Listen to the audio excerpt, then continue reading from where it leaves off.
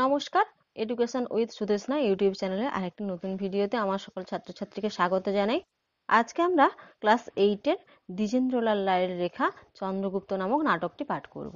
এই নাটকটি পাঠ করার সময় নাটকটির প্রত্যেকটা লাইন ধরে ধরে আমরা বিশ্লেষণ করব, নাটকটির উৎস এবং বিষয়বস্তু সম্পর্কেও আমরা আলোচনা করব। তাই তোমাদেরকে বলবো, তোমরা যারা এই ভিডিওটি দেখছো তোমরা প্লিজ স্কিপ না করে প্রথম থেকে ভিডিওটি দেখতে থাকো এবং এখনো পর্যন্ত যারা চ্যানেলটিকে সাবস্ক্রাইব করোনি তারা প্লিজ নতুন নতুন আরো ভিডিও পেতে চ্যানেলটিকে শেয়ার এবং সাবস্ক্রাইব করে দিও। দ্বিজেন্দ্রলাল রায়ের জন্ম 1863 খ্রিস্টাব্দে এবং তার মৃত্যু 1913 খ্রিস্টাব্দে। তিনি একজন প্রখ্যাত কবি এবং নাট্যকার। তার উল্লেখযোগ্য কয়েকটি রচনা হলো হাসির গান, চন্দ্রগুপ্ত, শাহজাহান, মেবার পতন, প্রতাপ সিংহ, নূরজাহান, সীতা ইত্যাদি। তিনি জীবনের শেষ 10 বছর পৌরাণিক, সামাজিক এবং ঐতিহাসিক নাটক রচনায় বেশ দক্ষ ছিলেন এবং তার দক্ষতার পরিচয়ও তিনি দিয়ে গেছেন। তোমাদের পাঠ্যে অন্তর্ভুক্ত চন্দ্রগুপ্ত নাটকটির উৎস সম্পর্কে একটু জানি। চন্দ্রগুপ্ত শীর্ষক নাট্যাংশটি দ্বিজেন্দ্রলাল রায়ের লেখা চন্দ্রগুপ্ত নাটকের প্রথম অঙ্কের প্রথম দৃশ্য থেকে নেওয়া হয়েছে। এই চন্দ্রগুপ্ত নাটকটি 1911 খ্রিস্টাব্দে তিনি রচনা করেছিলেন। এবার আমরা এই চন্দ্রগুপ্ত নাটকের বিষয়বস্তু বা সার সংক্ষেপ সম্পর্কে একটু জানব। সিন্ধু নদতটে সন্ধ্যাকালে শিবিরের সময়ে সেকেন্দার আর সেলুকাস ও তার কন্যা হেলেন দণ্ডায়মান ছিলেন। গ্রিক সম্রাট সেকেন্দার বৈচিত্র্যময় ভারতবর্ষের ভূপ্রকৃতি, নদ নদী এবং বনরাজির সৌন্দর্য ব্যাখ্যায় মগ্ন ছিলেন।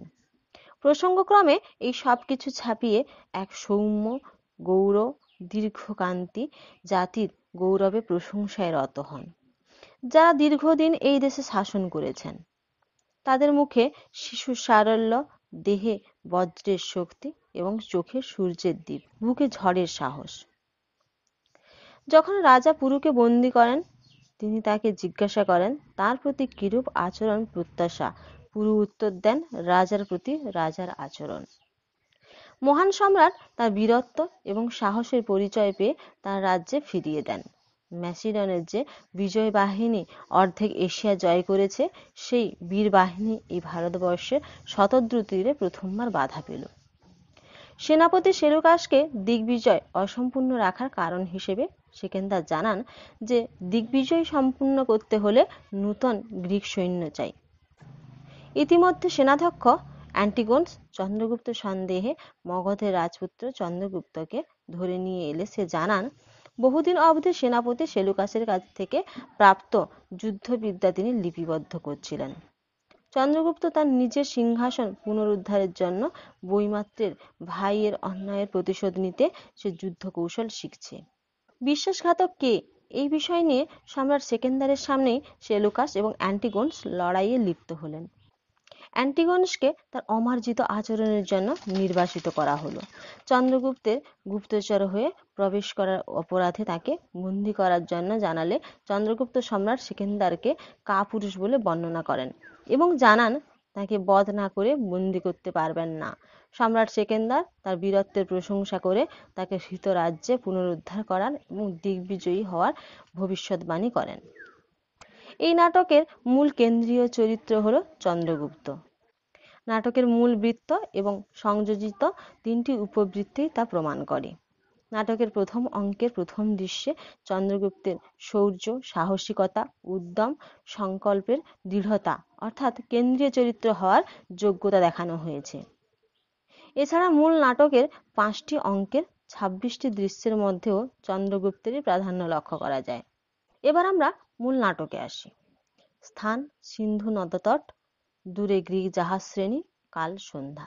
অর্থাৎ যে স্থানে নাটকটি বর্ণনা করা হয়েছে, যে স্থানকে, সেই স্থানের নাম ছিল সিন্ধু নদতট আর দূরে ছিল গ্রিক জাহাজ শ্রেণী, কাল অর্থাৎ সময় ছিল সন্ধ্যেবেলা।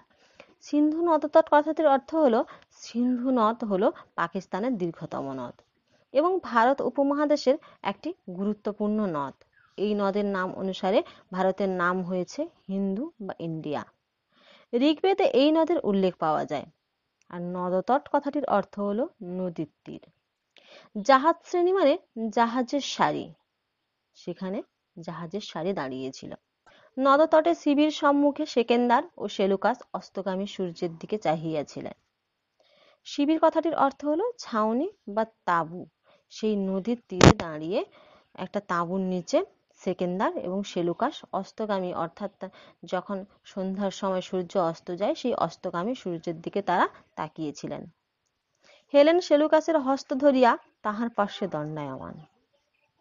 হেলেন হলেন গ্রিক সেনাপতি সেলুকাসের কন্যা। সে সেলুকাসের হস্ত ধরিয়া, সেলুকাস হলেন সেকেন্দার শাহের সেনাপতি, তার হাত ধরিয়ে, বাবার হাত ধরে তার মেয়ে দাঁড়িয়েছিল। সূর্যরশ্মি তাহার মুখের উপর আসিয়া পড়িয়াছিল। সে ছোট্ট মেয়েটির মুখের উপর এসে সূর্যের রশ্মি পড়ছিল। সেকেন্দার, সত্য সেলুকাস, কি বিচিত্র এই দেশ। সেকেন্দার অর্থাৎ আলেকজান্ডার হলেন গ্রিসের অন্তর্গত ম্যাসিডনের রাজা ফিলিপের পুত্র। পিতার মৃত্যুর পর 20 বছর বয়সে তিনি সিংহাসনে বসেন। এরপর তিনি দিগ্বিজয়ে বের হন।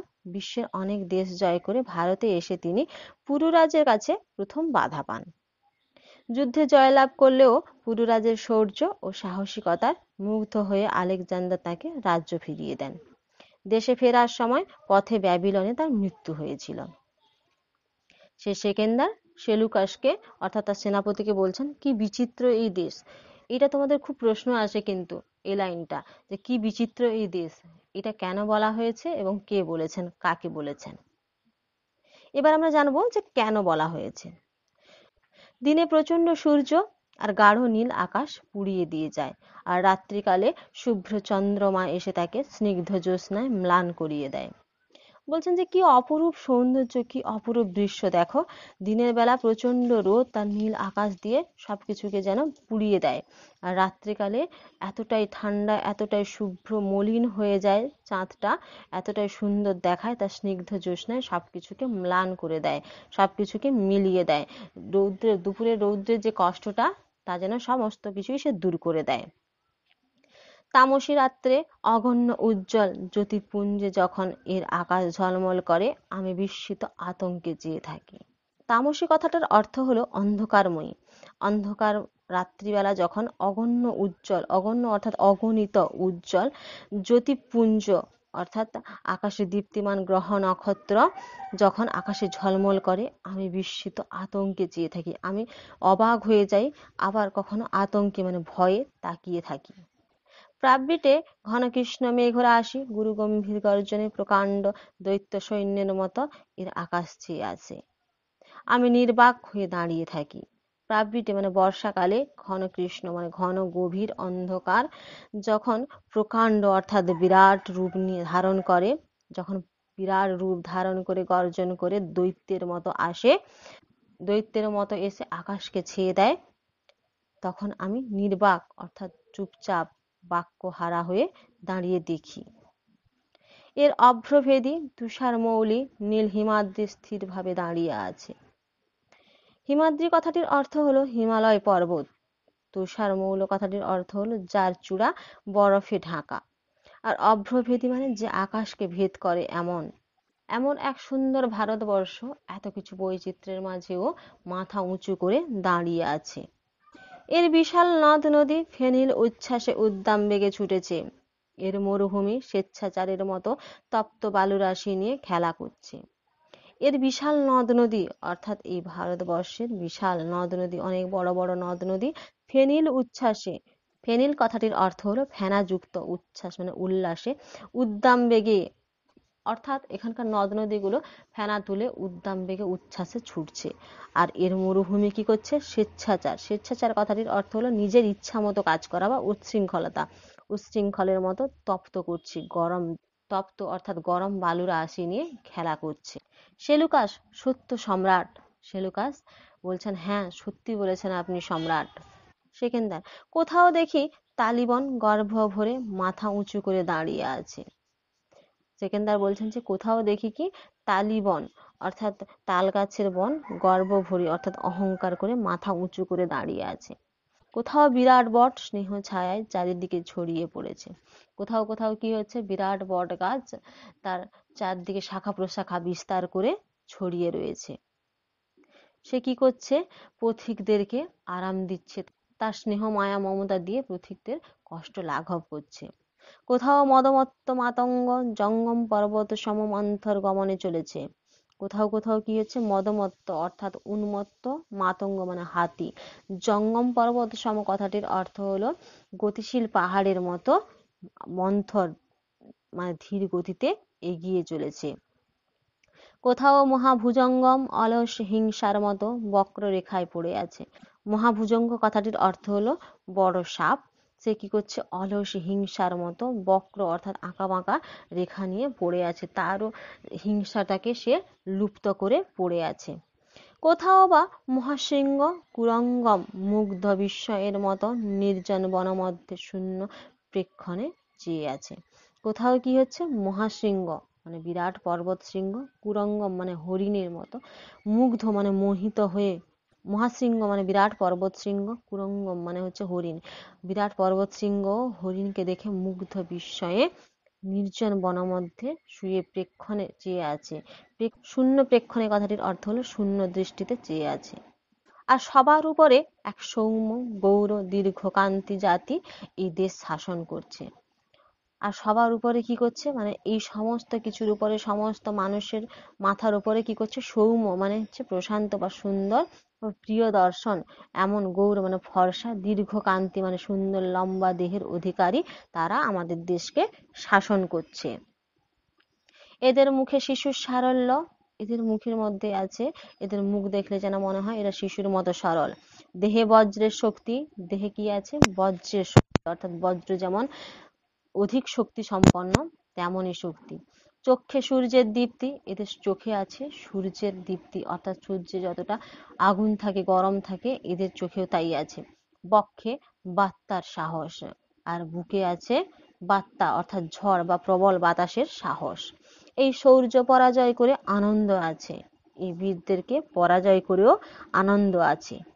পুরুকে বন্দি করে আনি যখন, সে কি বললে জানো, যখন তিনি পুরু রাজাকে বন্দি করে এনেছিলেন, তখন পুরু রাজা বলেছিলেন, পুরুকে বন্দি করে আনি যখন, সে কি বললে জানো, যখন তিনি পুরু রাজাকে বন্দি করে এনেছিলেন তখন সেই পুরু রাজা বলেছিলেন, সেলুকাস কি সম্রাট, সেলুকাস জিজ্ঞেস করছেন কি বলেছিলেন।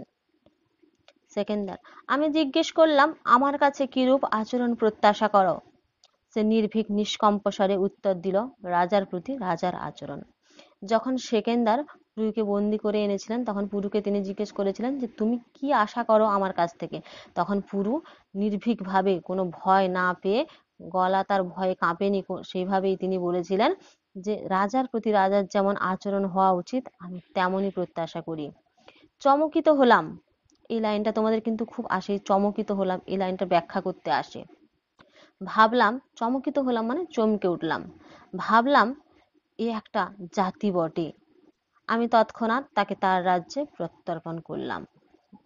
তিনি পুরুর এই সাহস দেখে তিনি বলেছিলেন এটা একটা জাতি বটে, এই জাতির প্রচন্ড সাহস, এই দেখে তিনি তক্ষুনি পুরুকে তার রাজ্যে পাঠিয়ে দিয়েছিলেন। সেলুকাস, সম্রাট মহানুভব।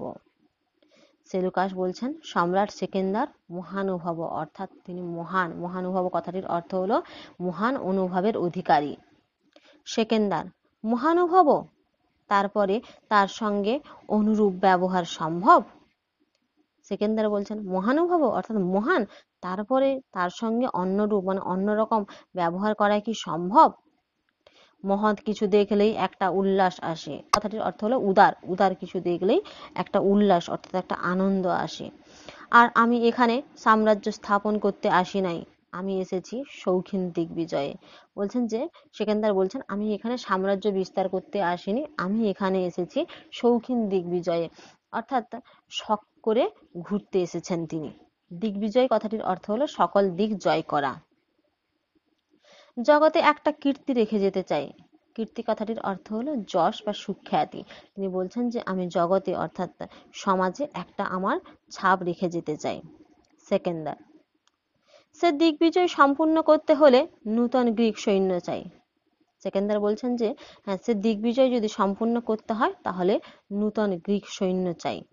কি আশ্চর্য সেনাপতি, দূর মাসিডন থেকে রাজ্য জনপদ তৃণসম পদতলে দলিত করে চলে এসেছে। বলছেন যে দূর ম্যাসিডন, ম্যাসিডন হলো একটি গ্রিক রাজ্য, সেকেন্দার শাহ এর অধিপতি ছিলেন। জনপদ মানে হচ্ছে লোকালয়, আর তৃণসম মানে হচ্ছে ঘাসের সমান। বলছেন যে সেখানে আমি ঘাসের মতো মাড়িয়ে চলে এসেছি। ঝঞ্ঝার মতো এসে মহাশত্রু সৈন্য ধূমরাশির মতো উড়িয়ে দিয়েছি। ঝঞ্ঝা কথাটির অর্থ হলো ঝড়। ঝড়ের মতো এসে তিনি কি করেছিলেন? ধূমরাশি মানে ধুলোর রাশিকে তিনি উড়িয়ে দিয়েছিলেন বীরপদ ভরে। নিয়তির মতো দুর্বার, হত্যার মতো করাল, দুর্ভিক্ষের মতো নিষ্ঠুর, আমি অর্ধেক এশিয়ার বক্ষের উপর দিয়ে আমার রুধিরাক্ত বিজয় শকট অবাধে চালিয়ে গিয়েছি। তিনি বলছেন যে নিয়তির মতো দুর্বার, অর্থাৎ ভাগ্য যেমন দুর্বার, মানে দুর্বার কথাটির অর্থ হলো যাকে আটকানো কঠিন, ভাগ্যকে যেমন আমরা আটকাতে পারি না। হত্যার মতো করাল, হত্যা মানে মৃত্যু যেমন ভয়ঙ্কর। দুর্ভিক্ষের মতো নিষ্ঠুর, দুর্ভিক্ষ অনাহার যেমন নিষ্ঠুর মানুষকে কষ্ট দেয়। আমি অর্ধেক এশিয়ার বুকের উপর দিয়ে আমি আমার রুধিরাক্ত মানে রক্তাক্ত বিজয় শকট মানে বিজয়ের রথ, আমি জয়ের রথ আমি চালিয়ে নিয়ে মিছিল করে এসেছি। কিন্তু বাধা পেলাম প্রথম সেই শতদ্রু তীরে। কিন্তু আমি প্রথম বাধা পেয়েছিলাম সেই শতদ্রু তীরে, শতদ্রু নদীর তীরে আমি প্রথম বাধা পেয়েছিলাম। চন্দ্রগুপ্তকে ধরিয়া অ্যান্টিগোনসের প্রবেশ। এবার কি হলো? চন্দ্রগুপ্তকে ধরে নিয়ে অ্যান্টিগোনস প্রবেশ করলেন। সেকেন্দার, কি সংবাদ অ্যান্টিগোনস? ও কে? সেকেন্দার অ্যান্টিগোনসকে জিজ্ঞেস করছেন যে কি সংবাদ, কি খবর আছে অ্যান্টিগোনস? ও কে? সাথে যে তাকে নিয়ে এসেছো সে কে? অ্যান্টিগোনস, চন্দ্রগুপ্ত। অ্যান্টিগোনস বললেন চন্দ্রগুপ্ত। চন্দ্রগুপ্ত হলেন মগধের রাজা এবং মৌর্য বংশের প্রতিষ্ঠাতা। ইনি নন্দ বংশকে ধ্বংস করে এই সাম্রাজ্যের প্রতিষ্ঠা করেন। এর পুত্র হলেন বিন্দুসার এবং পৌত্র হলেন সম্রাট অশোক। আর অ্যান্টিগোনস হলেন গ্রিক যোদ্ধা ও সেকেন্দার শাহর সেনাপতি। সেলুকাস, সে কি? সেকেন্দার, চন্দ্রগুপ্ত। অ্যান্টিগোনস, আমি দেখলাম যে এক শিবিরের পাশে বসে নির্জনে শুষ্ক তালপত্রে কি লিখছিল। অ্যান্টিগোনস বলছেন যে তিনি দেখেছেন যে একটা শুকনো তাল পাতায় নির্জনে একাকী বসে, আড়ালে বসে কিছু একটা লিখছিলেন। শিবিরের পাশে বসে একাকী কিছু একটা লিখছিলেন, তা তিনি দেখেছেন। আমি দেখতে চাইলাম। অ্যান্টিগোনস দেখতে চেয়েছিলেন। পত্রখানি দেখালো। পত্রখানি অর্থাৎ যে চিঠিখানি দেখিয়েছিলেন, পড়তে পারলাম না। অ্যান্টিগোনস তা পড়তে পারেনি, তাই সম্রাটের কাছে নিয়ে এসেছি। সেকেন্দার, কি লিখছিলে যুবক, সত্য বলো। সেকেন্দার তখন চন্দ্রগুপ্তকে জিজ্ঞেস করছেন যে তুমি কি লিখছিলে তা সত্যি করে বলো। চন্দ্রগুপ্ত, সত্য বলবো রাজাধিরাজ। রাজাধিরাজ মানে রাজাদেরও রাজা, তাকে বলা হয় রাজাধিরাজ মানে মহারাজ। ভারতবাসী মিথ্যা কথা বলতে এখনো শিখে নাই। সেকেন্দার একবার সেলুকাসের প্রতি চাহিলেন, পরে চন্দ্রগুপ্তকে কহিলেন, সেকেন্দার উত্তম, বলো কি লিখছিলে। চন্দ্রগুপ্ত, আমি সম্রাটের বাহিনী চালনা, বুদ্ধ রচনা প্রণালী এবং সামরিক নিয়ম এইসব সমাবিধ কাল ধরে শিখছিলাম। চন্দ্রগুপ্ত তখন বললেন যে আমি সম্রাটের বাহিনী চালানো অর্থাৎ সেনাবাহিনী কিভাবে সম্রাট চালায় তা শিখছিলাম, এবং বুদ্ধ রচনা প্রণালী। বুদ্ধ রচনা প্রণালী কথাটির অর্থ হলো যুদ্ধের জন্য কৌশল সহকারে সৈন্যদের সাজানো, আর প্রণালী মানে হচ্ছে কৌশল। সামরিক মানে যুদ্ধের বিষয়ে তিনি কৌশল সাজাচ্ছিলেন। সামাধিক কাল মানে হচ্ছে 1 মাস পর্যন্ত সময়কালকে বলা। মাসাবধি কাল বলতে 1 মাস সময়কে বলা হয় মাসাবধি কাল। সেকেন্দার, কার কাছে? চন্দ্রগুপ্ত, এই সেনাপতির কাছে, অর্থাৎ তার সেনাপতি সেলুকাসের কাছে। সেকেন্দার, সত্য সেলুকাস? সেকেন্দার তখন সেলুকাসকে জিজ্ঞেস করছেন, সেলুকাস যুবক যা বলছে সব কি সত্য? সেলুকাস, সত্য। সেকেন্দার, চন্দ্রগুপ্ত, তারপরে? চন্দ্রগুপ্ত, তারপর গ্রিক সৈন্য কাল ও স্থান পরিত্যাগ করে যাবে শুনে আমি যা শিখেছি তা এই পত্রে লিখে নিচ্ছিলাম। চন্দ্রগুপ্ত বলছেন যে তারপরে যখন শুনলাম যে গ্রিক সৈন্যরা এখান থেকে চলে যাবেন কিছু সময়ের পরে, তাই আমি আমার যুদ্ধের এই কৌশলগুলোকে লিখে রাখছিলাম। সেকেন্দার, কি অভিপ্রায়? সেকেন্দার তখন জিজ্ঞেস করছেন কি অভিপ্রায় অর্থাৎ কি কারণে? চন্দ্রগুপ্ত, সেকেন্দার শাহর সঙ্গে যুদ্ধ করবার জন্য নহে। চন্দ্রগুপ্ত বলছেন যে আমি সেকেন্দার শাহের সঙ্গে যুদ্ধ করব তার জন্য নয় কিন্তু। সেকেন্দার, তবে? চন্দ্রগুপ্ত, তবে শুনুন সম্রাট, আমি মগধের রাজপুত্র চন্দ্রগুপ্ত, অর্থাৎ চন্দ্রগুপ্ত ছিলেন মগধের রাজার ছেলে। আমার পিতার নাম মহাপদ্ম, আমার বইমাত্র ভাই নন্দ সিংহাসন অধিকার করে আমায় নির্বাসিত করেছে, আমি তারই প্রতিশোধ নিতে বেরিয়েছি। বলছেন যে আমার বাবার নাম মহাপদ্ম এবং আমার বইমাতৃ অর্থাৎ বিমাতা সৎ মা, তার ছেলে হচ্ছে নন্দ, সে সিংহাসন দখল করে আমাকে ঠকিয়েছে, আমি তার প্রতিশোধ নেওয়ার জন্য বেরিয়েছিলাম। সেকেন্দার, তারপর চন্দ্রগুপ্ত, তারপর শুনলাম ম্যাসিডন ভূপতির অদ্ভুত বিজয় বার্তা। চন্দ্রগুপ্ত বললেন যে তারপর আমি শুনলাম যে ম্যাসিডনের ভূপতি অর্থাৎ রাজার অদ্ভুত জয়ের কথা আমি শুনলাম। অর্ধেক এশিয়া পদতলে দলিত করে নদ নদী গিরি দুর্বার বিক্রমে অতিক্রম করে শুনলাম তিনি ভারতবর্ষে এসে আর্যকুলরবি পুরুকে পরাজিত করেছেন।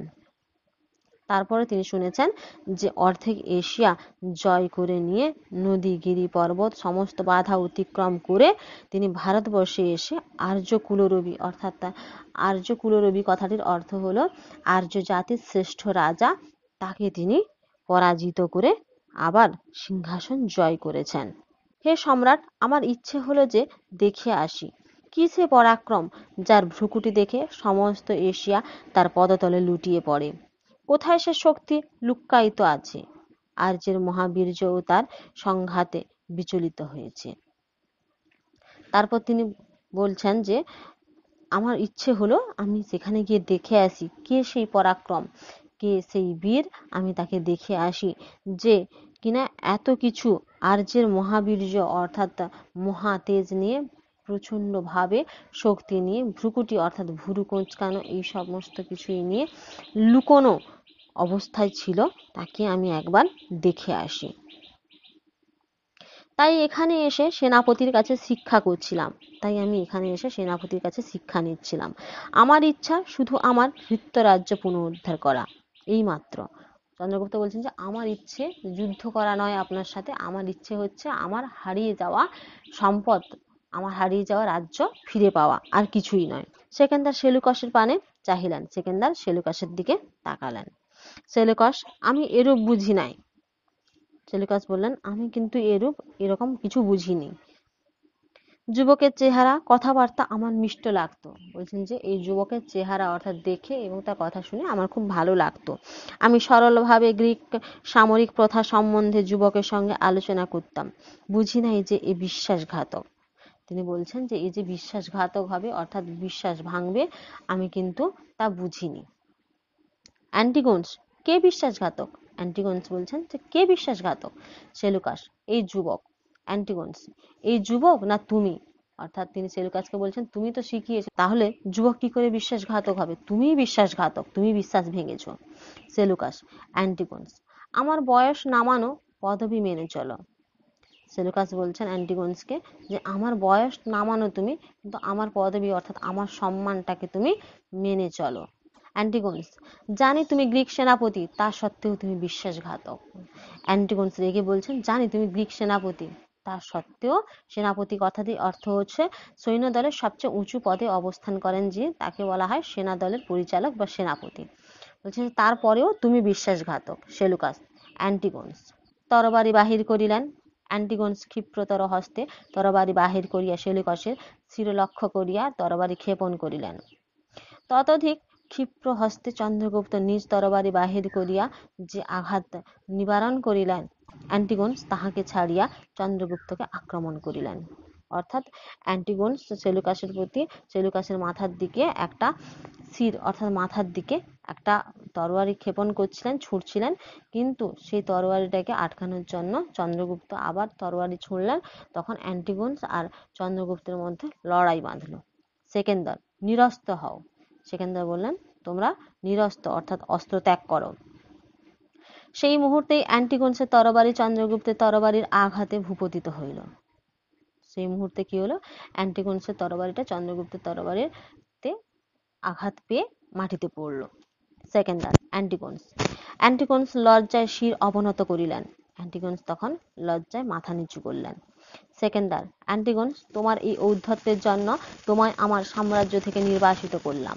অর্থাৎ তিনি অ্যান্টিগোনসকে বললেন তোমার যে এই ঔদ্ধত্য, তুমি আমার সামনে লড়াই করছো অস্ত্র নিয়ে, তোমার এই ঔদ্ধত্যের জন্য আমি তোমাকে আমার রাজ্য থেকে তাড়িয়ে দিলাম। নির্বাসিত কথাটির অর্থ হচ্ছে যাকে তাড়িয়ে দেওয়া হয়েছে এমন। একজন সামান্য সৈন্যাধ্যক্ষের এতদূর স্পর্ধা, বলছেন তুমি এমন একজন সামান্য, বলছেন তুমি একজন সামান্য সেনাধ্যক্ষ, তোমার এত স্পর্ধা। আমি এতক্ষণ বিস্ময়ে অবাক হয়ে চেয়েছিলাম, তোমার এতদূর স্পর্ধা হতে পারে তা আমার স্বপ্নের অগোচর ছিল। বলছেন তোমার যে এত স্পর্ধা হতে পারে তা আমি স্বপ্নেও ভাবিনি। যাও, এই মুহূর্তেই তোমায় নির্বাসিত করলাম। যাও, এই মুহূর্তে আমি তোমায় নির্বাসিত, অর্থাৎ আমি তোমাকে এখান থেকে তাড়িয়ে দিচ্ছি। অ্যান্টিগোনসের প্রস্থান, অ্যান্টিগোনস চলে গেলেন।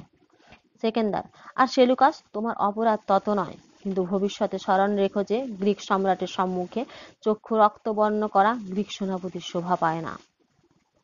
তিনি সেকেন্দার সেলুকাসকে বললেন যে দেখো সেলুকাস, তুমি তত বড় অপরাধ করনি, কিন্তু এটা মনে রাখবে যে গ্রিক সম্রাট অর্থাৎ সেকেন্দারের সামনে চক্ষু রক্তবর্ণ অর্থাৎ রেগে যাওয়াটা কিন্তু কোনো সেনাপতির পক্ষে তা শোভনীয় নয়।